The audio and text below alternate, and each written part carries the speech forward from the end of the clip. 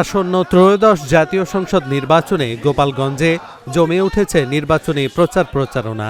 সকাল থেকে প্রচারণা চালিয়েছেন বিএনপি, ইসলামী আন্দোলন সহ বিভিন্ন প্রার্থীরা।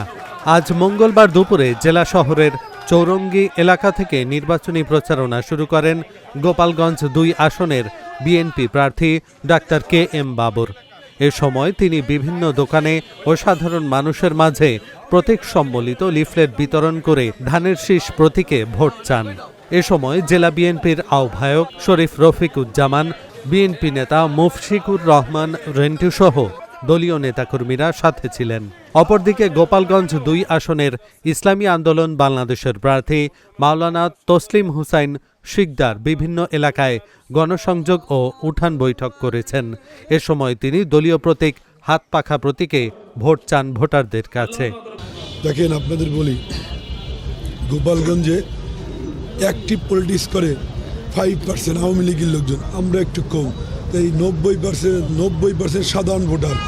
এই সাধারণ ভোটাররা এবার ভোট দিবে গোপালগঞ্জের কথা চিন্তা করে, গোপালগঞ্জের ভাগ্যের কথা চিন্তা করে, গোপালগঞ্জের মুখ। এবার গোপালগঞ্জের সাধারণ মানুষ ভাবছে যে আগামীতে কি কারা ক্ষমতা আসবে।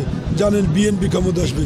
তাই মূলধারার প্রার্থী, বিএনপির প্রার্থী আমি, তারেক রহমানের প্রার্থী আমি, ধানের শীষের প্রার্থী আমি।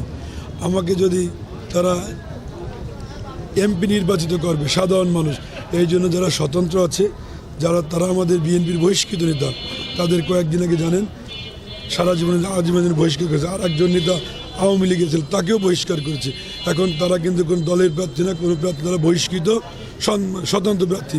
এবার গোপালগঞ্জের সাধারণ মানুষ ধানের শীষে ভোট দিতে চায়।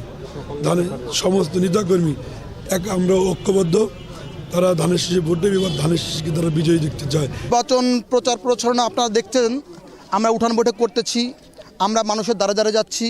আমরা বিশেষ করে দেশপ্রেমিক যারা গোপালগঞ্জকে ভালোবাসে তাদের কাছে যাচ্ছি।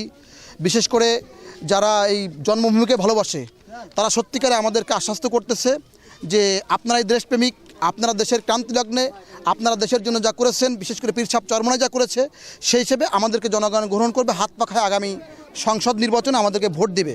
এই প্রত্যাশা জনগণ আমাদের দিচ্ছে।